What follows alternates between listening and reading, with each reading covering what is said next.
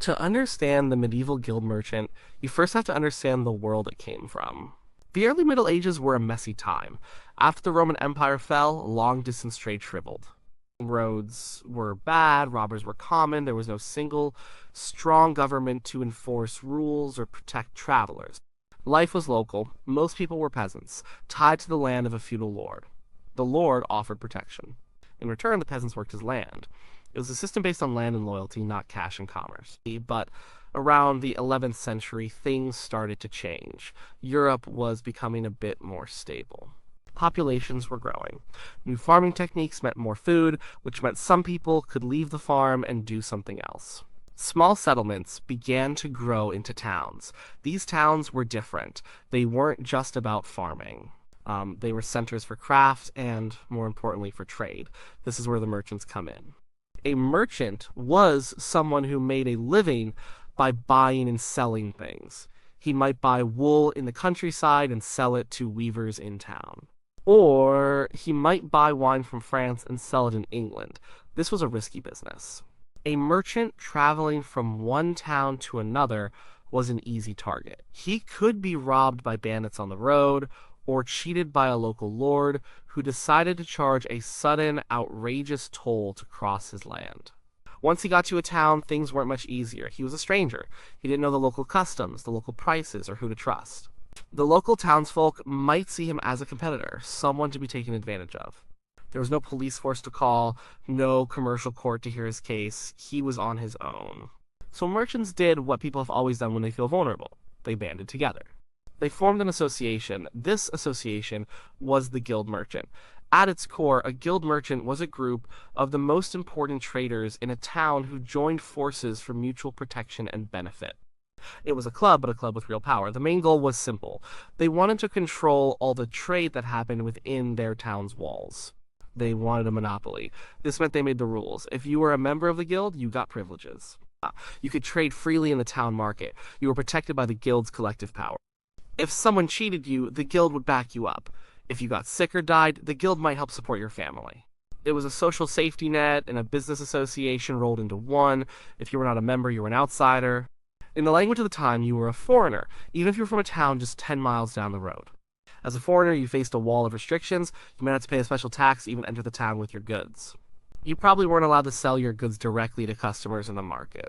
Instead, you had to sell them wholesale to a member of the guild merchant, who would then sell them at a markup. You might be forbidden from staying in town for more than a set number of days. The rules were designed to make sure the profits from the town's trade stayed in the hands of the town's merchants. To join the guild merchant, you usually had to be a free citizen of the town known as a burgess. This meant you weren't a serf tied to the land. You owned property in the town and had a certain status.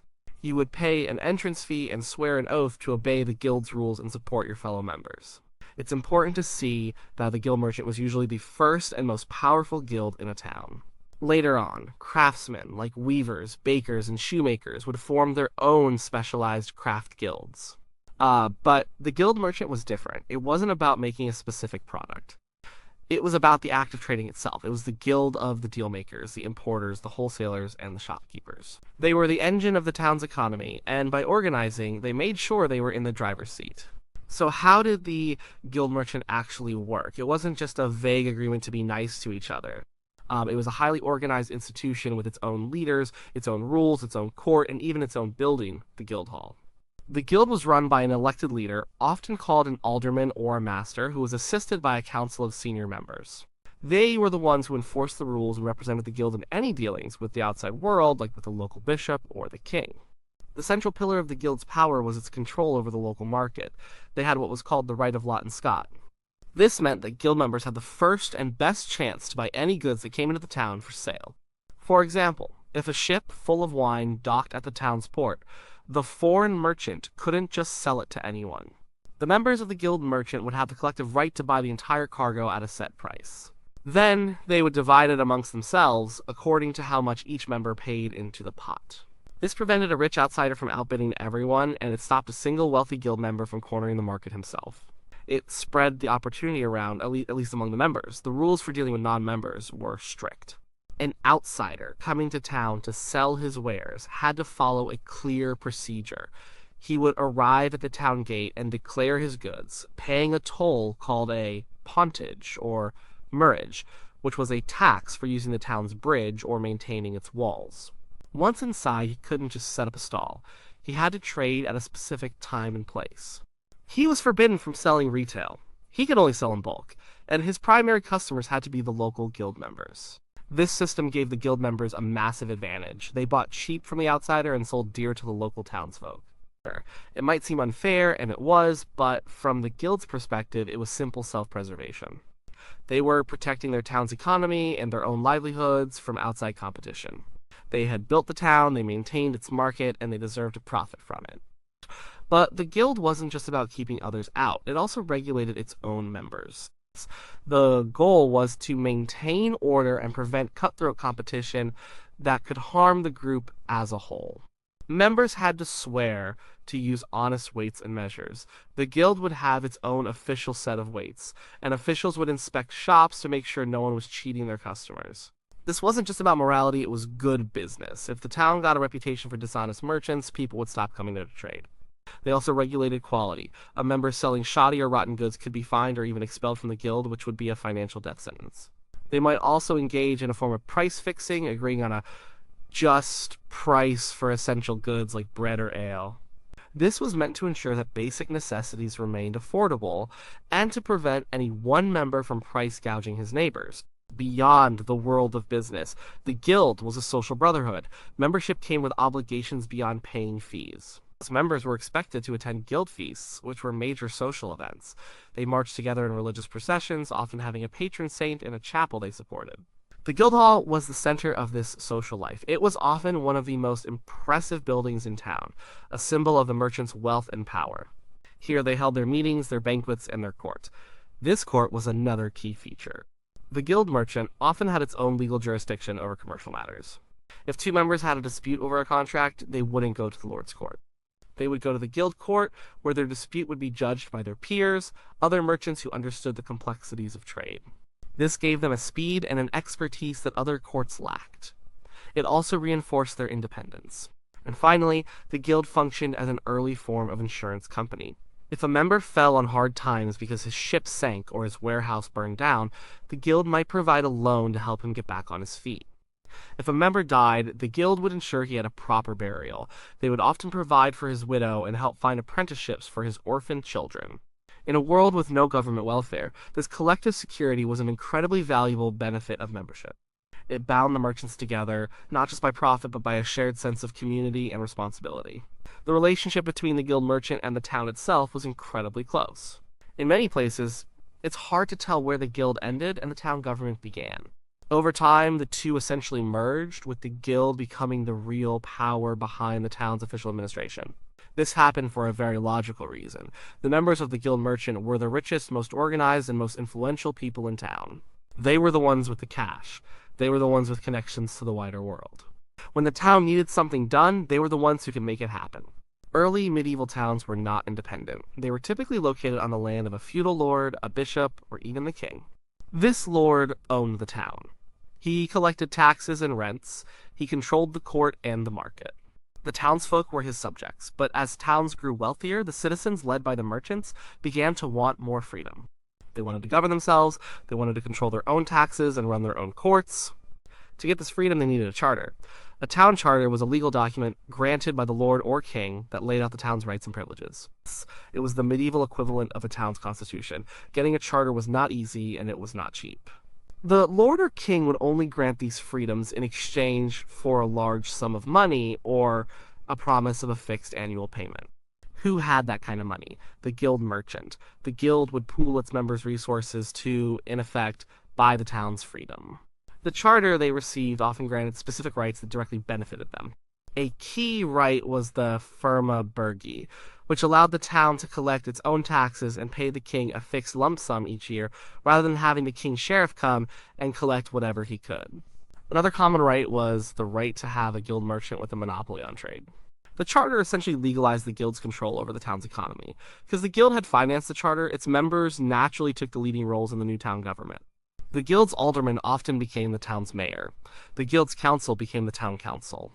The laws passed by the town council were often just the guild's internal regulations written into public law. The guild hall frequently doubled as the town hall, the place where civic business was conducted. The interests of the guild merchant became the official interests of the town. When the town passed a law about market regulations, it was a law written by merchants for merchants. When the town spent money on public works, it was often on things that helped trade, like paving the market square, dredging the harbor, or strengthening the town walls that protected the merchants' warehouses. This fusion of economic and political power created a ruling class, an urban oligarchy. Power was concentrated in the hands of a few wealthy merchant families. They ran the town for their own benefit. This wasn't necessarily seen as corrupt at the time, it was just the way things were. They believed that what was good for the merchants was good for the town, and in many ways it was. Their pursuit of profit brought wealth and opportunity to the town that would not have existed otherwise. However, this system could also lead to tension. Not everyone in town was a merchant. They were craftsmen, laborers, and other people who were not part of this ruling elite. They were subject to the laws and prices set by the merchants, but had little say in how the town was run. The merchants of the guild might, for example, use their power to keep the wages of laborers low, or to buy raw materials from craftsmen at a very cheap price. The guild merchant, therefore, played a dual role. It was the engine of the town's growth and freedom, the institution that fought for its independence from feudal lords. It established a system of civic government and public services, but at the same time, it created a system of internal control that could be exclusive and exploitative. The story of the town and the story of the guild were the same story. The guild's power was the town's power, and the guild's leaders were the town's leaders. This worked well for a time, but it also planted the seeds for future conflicts within the town walls. For a long time, the guild merchant was the only game in town. It represented the interests of anyone involved in commerce, from the small shopkeeper to the wealthy importer. But as towns grew larger and more complex, this single, all-encompassing organization started to show cracks. The interests of all its members were no longer perfectly aligned. A new force began to emerge: the craft guilds. A craftsman was different from a merchant. A craftsman made things. He was a weaver who turned wool into cloth, a baker who turned flour into bread, or a blacksmith who turned iron into tools. In the early days, a craftsman might also be a merchant, selling the goods he made directly from his own workshop. In that case, he would be a member of the guild merchant, but as trade became more specialized, a division of labor appeared. You had craftsmen who focused solely on production, and you had merchants who focused solely on buying and selling, and their interests began to diverge. Consider the relationship between a weaver and a wool merchant. The weaver was a craftsman. The wool merchant was a member of the powerful guild merchant. The merchant wanted to buy raw wool as cheaply as possible from the countryside and sell it to the weaver for the highest possible price. The weaver obviously wanted to buy his raw material for a low price. Then, after the weaver had spent hours turning the wool into fine cloth, the merchant wanted to buy the finished cloth from the weaver for the lowest price he could negotiate, so he could then sell it for a large profit. The craftsmen began to feel that the guild merchant, run by the big traders, no longer had their best interests at heart. They were being squeezed. The merchants controlled the town council, so the laws were written in their favor. The craftsmen were skilled and essential to the town's economy, but they had little political power and no collective voice.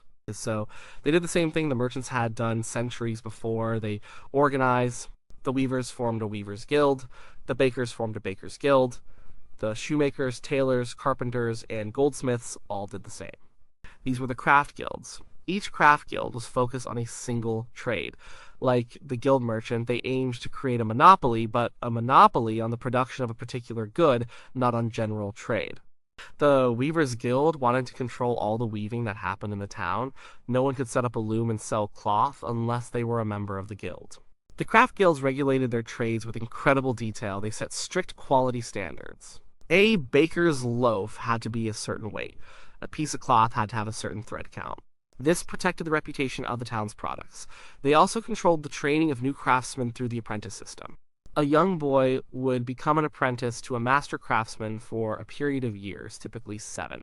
He would learn the trade, living in the master's house. After his apprenticeship, he would become a journeyman, a skilled worker who could be hired by a master. To become a master himself, a journeyman had to produce a masterpiece to prove his skill and have enough money to open his own shop. This system limited the number of masters, preventing too much competition. The rise of these powerful craft guilds created a new dynamic in town politics. They began to challenge the absolute authority of the guild merchant. The craftsmen demanded a voice on the town council. They wanted a say in how taxes were set and how the market was run. This often led to intense political and sometimes violent conflict. The town became a battleground between the old merchant elite and the newly organized craftsmen. In some towns, the craft guild succeeded in gaining significant power, winning seats on the council, and getting their own members elected as mayor. In other places, the guild merchant managed to hold on to its dominance, but it could no longer ignore the craftsmen. As a result, the original guild merchant began to change. It could no longer claim to represent everyone. It became, in effect, just one guild among many, although it was usually still the wealthiest and most prestigious. It evolved into an association purely for the large-scale traders, the importers, and the richest shopkeepers. The regulation of how things were made was now in the hands of the craft guilds. The regulation of how things were bought and sold remained the domain of the merchants. This fragmentation marked the end of the guild merchant's golden age. It was no longer the single, unified voice of the town's economy. It was now the representative of a specific class interest, the merchant class, which now had to compete with other organized interests for power and influence within the very towns it had helped to build. The world that created the guild merchant did not last forever. Like the feudal system it grew alongside, the guild system eventually began a long, slow decline. The forces that made it necessary in the 11th century were gradually replaced by new economic and political realities. One of the biggest challenges came from the rise of stronger central governments. In the early medieval period, kings were often weak, and local lords and towns had a great deal of autonomy. A town's guild merchant could run its own affairs because there was no one powerful enough to stop them. But by the late Middle Ages and into the early modern period, kings and their national governments were growing in power. These new, ambitious monarchs wanted to unify their kingdoms. They wanted standardized laws, a single national economy, and, most of all, more tax revenue. A country full of independent towns, each with its own trade barriers and local monopolies, was an obstacle to this vision. A king in London wanted a London merchant to be able to trade freely in York or Bristol without being penalized as a foreigner. A free flow of goods across the kingdom meant a bigger economy, which meant more wealth for the king to tax. So, national governments began to pass laws that overrode local guild regulations. They challenged the guild's rights to set monopolies. The state, not the town guild, began to take on the role of regulating trade, quality, weights, and measures. The power of the guilds was slowly chipped away by a higher authority. At the same time, economic thinking was changing. The guild system was based on security, stability, and monopoly. It was fundamentally conservative. Its goal was to protect its members' livelihoods, not to encourage innovation or dramatic growth. But new ideas about commerce were emerging. Some people began to argue that monopolies and restrictions were actually bad for the economy. They believed that competition and free trade would lead to lower prices, better goods, and more wealth for everyone. This was the very beginning of the kind of free market thinking that would later dominate the modern world. From this new perspective, the guilds looked like outdated institutions that were holding back progress. The guilds also suffered from internal problems. Over generations, many of them became rigid and exclusive. They became less about protecting a trade and more about protecting the interests of a few established families. It could become nearly impossible for a new person to become a master craftsman or a member of the merchant guild unless he was the son or son-in-law of an existing member. The fees to join became astronomical. The guilds that were once engines of opportunity became barriers to it. They resisted new technologies and new business methods because they threatened the old way of doing things. The final, decisive blow came with the Industrial Revolution in the 18th and 19th centuries. The guild system was designed for a world of small workshops, where a master, a few journeymen, and an apprentice made goods by hand. It simply could not cope with the new world of factories, mass production, and a huge mobile workforce. Factories didn't operate on the apprentice system. They hired hundreds of wage laborers. Production was on a scale the guilds could never have imagined. The whole idea of a local monopoly on trade became meaningless when a single factory could produce more cloth in a week than all the weavers in a town could produce in a year, and when railways could transport those goods hundreds of miles in a single day. The old guild world of local control was swept away by a new national and international capitalist economy. By the 19th century, most of the old guilds were either abolished by law or faded into irrelevance, becoming little more than ceremonial social clubs. But the guild merchant did not disappear without a trace. Its legacy is still with us. The struggle of the guilds to win town charters was a critical step in the development of urban self-government and, eventually, modern democracy. The magnificent guild halls that still stand in the center of many old European cities are a physical reminder of the power and civic pride of these medieval merchants. The guild's insistence on quality control and fair dealing helped to create a foundation for modern commercial law. Their social functions, like caring for widows and orphans, were an early form of social safety net, a precursor to modern insurance and welfare systems. And in a way, their spirit lives on in modern organizations like chambers of commerce, which promote the interests of a city's businesses, or in professional associations for doctors and lawyers, which regulate their own members. These modern groups are not the same, but they share a piece of the same DNA, the simple, powerful idea of people in the same line of work banding together for their common good. The medieval guild merchant is long gone, but the structures it built and the principles it championed helped to shape the world we live in today.